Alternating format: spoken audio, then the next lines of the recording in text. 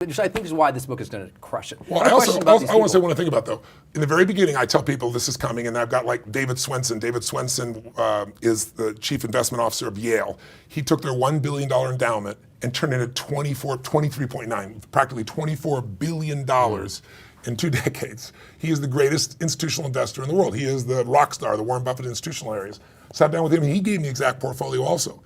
His does a little more than 10%. His does like 13%, but has more volatility. So if you want to take more risk, you do that too. So this is a book filled with them, but I tell people the first chapter, I know you're going to want to turn to those, read those chapters. Right. Or you're going to want to turn and read these interviews with the top 12 guys in the history of the world. Don't, because there's 7 steps. And if you know the portfolio, but you don't really know, for example, the emotional pieces in you that make you go up and down, if you don't understand how to change that, if you don't know what your real goals and numbers are and how long it's going to take to get there without a plan, if you don't know what the right asset allocation is, you don't want to put everything in one thing, even value, right? So if you don't understand those things, you're not going to maximize. And the book is fun because along the way, I'm giving you stories and examples that are real and practical. And it all comes from Nobel laureates, the best on earth, who figured out behavioral Nobel laureates. Here's what to do to beat your natural human tendencies so you don't have to have discipline. It'll just do it automatically for you. And I'm showing you what the best of the best do along the way.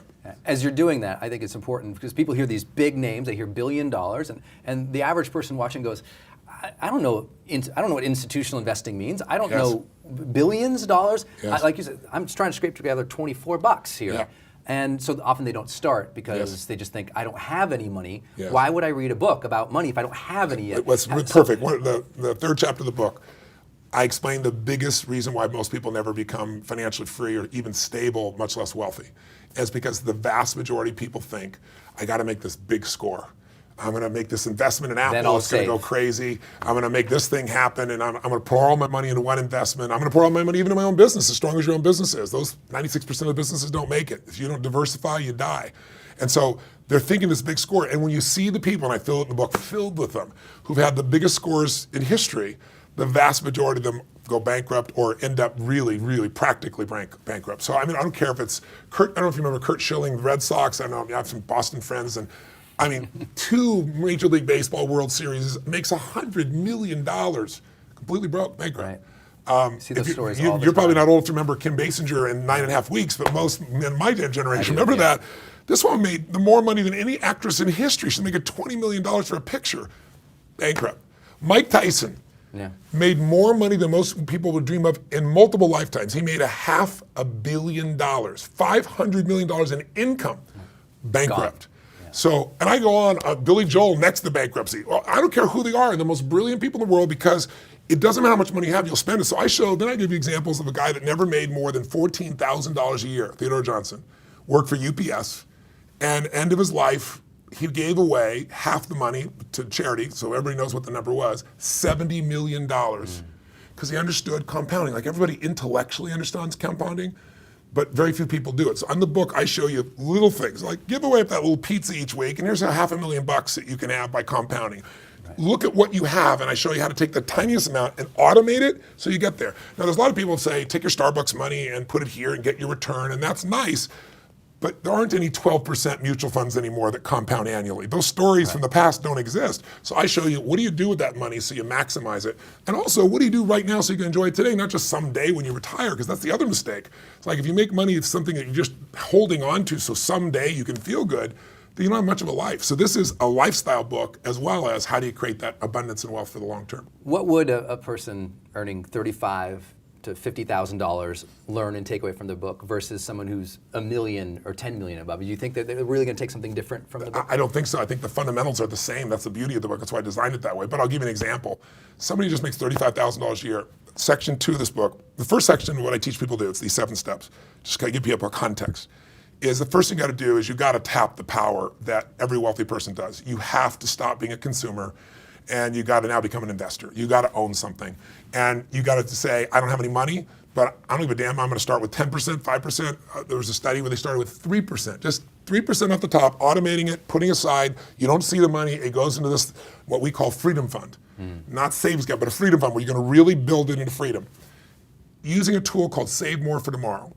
This was designed by Nobel Prize winner and his partner from UCLA, Shlomo Bernazio. I'm probably pronouncing his last name poorly, I apologize, but brilliant guys. They came up with this idea. it's easy to do something in the future because it's not now. If I say to you, you're going to diet in a week, yeah, of course. Sure, right? absolutely. Diet right now, that's good for a few hours, right? And so what they figured out was that if you could only save even 3% of your money, if making $35,000 a year, you owe money, you take 3%, 4%, 5%, ideally 10, but some middle number. And you just commit that anytime you get a raise in the future, you do it automatically your boss, that 3% of that money is going to now go into your freedom fund. They did this in the where you don't see it, just automatically happens. That's the secret. That's the secret. Because you gotta automatically go away. Yeah, and it goes and it starts being invested. You don't have to write a check. You don't write a check. Somewhere. You don't transfer it. You never comes count from it the as boss, yours. Goes over here. It's just like if they raise taxes 3%, that's the same thing. Only the tax is for you. It's for your future self. That's right. What they found is they took middle American blue collar workers in one company, and they started them, most of them at just 3.5% savings. Then they did this improvement. In 12 years, the average worker was saving 17%. Now, you save 17%, you're going to be wealthy because compounding through time, it'll get you where you want to be. You'll certainly be financially stable and secure and free. So I show people how to do that. But then the second thing, to answer your question, what will they get? Even people making $35,000 a year, if they work at a company, most people have some form of 401k or something of that nature usually. Or if they're doing any investing, that's where most people start as an investor. You know, maybe they auto-enrolled them. They didn't even want to do it, but the company auto-enrolled you, right? Well, there's a gentleman that we worked with here, that Hilton Smith, who really did all the research. And this guy's brilliant. The guy's got a degree in economics. And he went through all of his mutual funds, all of his 401k, and he found that he thought he was paying 1%. It's called the expense ratio. Most people say, I'm paying this percentage. But he found really overall that the average, Forbes found, the average mutual fund, to give you an idea, it costs you 3.1%, because there's 17 other fees he found that are under different names. You have to have a PhD to figure out that are hidden fees. Most of the wealth you supposedly earn, it's not happening. It's going to them first. And then if you're making 6% return and you've got 3% in fees, you're making 3%. Oh, by the way, then you got to pay taxes over the course of decades. It's each gone. year it's happening. Each year they're taking that out. Right. So you're not compounding at the same level. Right. So he figured out for someone making $30,000 a year, it's $150,000 minimum that you're throwing away. I mean, try this on for size. The second part of the book, second step is, before you get in the game, know the rules. Be the insider. Because when a person with money meets a person with experience, we all know what happens. Phrase has been said, person with experience ends up with your money. So what I want to do is save you that. And I give you 9 myths, 9 lies that you're going to make sure never happen to you again. They're all marketed. And one of those myths, to give you an idea, is fees don't matter, or it's only 1%. That's what everybody says. Right.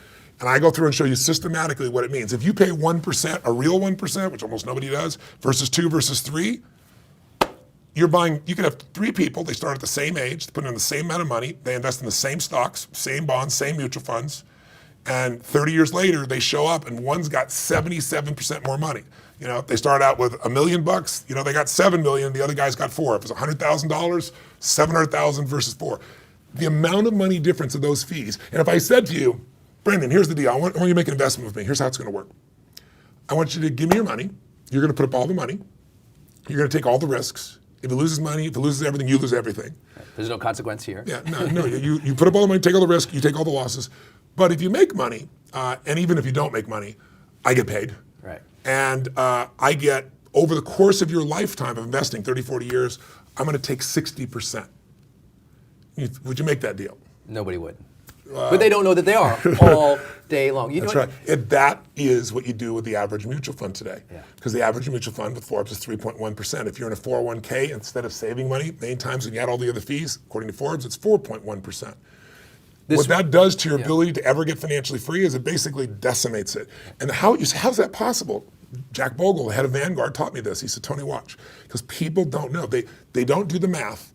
For every 1% you give away over the course of your lifetime, that's approximately 20% of your total take. So if there's 3% in fees, you gave up 60%. You took the risks, you were on the line, they took no risks, and they're going to take 60% over the lifetime of what you're doing. He said, it's highway robbery. That's why you can go invest in those same stocks with Vanguard on an index, and you pay 14 basis points, which that's another term. By the way, every time I use a term in the book, I explain like basis points. What the hell is a basis points? It's 0.14%. If someone says 25 basis points, it means 1/4%. Right. So if I say an index fund, you know what it is? I explain what it is in the book so that You someone broke it down. sophisticated People knows. get it. Yeah, people get it along the way, and I get give them examples so they see what it is. So what you do is you become an insider. Because what happens is every type of powerful institution or organization or field has its own language because that's how they keep power. So if you go to your lawyer, there's a lot of things you and I could easily do ourselves, but we don't know the right legalese. So the words that you could say in English, they say in legalese, and we can't do it, so we got to pay them for it. You know, a good lawyer's a good lawyer, but sometimes there are things you could do. You know, some of the online companies are charging $20, what some lawyers used to charge $2,000 for, because it's boilerplate. You did an amazing job in the book of like literally empowering people to go, oh, just go here, check out this website, go try this, do this. Show you exactly anybody can do it. Anybody can do it. I mean, anybody can do it. But I want to give you an example in the medical field. Yeah. If I said to you in the medical field, and you read the book so you know this, but if I said to the average person here, did you know that according to the Journal of Medical Association, JAMA, that the number 3 killer of all human beings in the United States is from iatrogenic causes? Most people hear iatrogenic and they think, is that a form of Ebola? You know, is that some tropical disease? I have no idea what it is. Why would you use the word iatrogenic? Nobody knows the hell it is. Iatrogenic means physician or hospital induced. Right.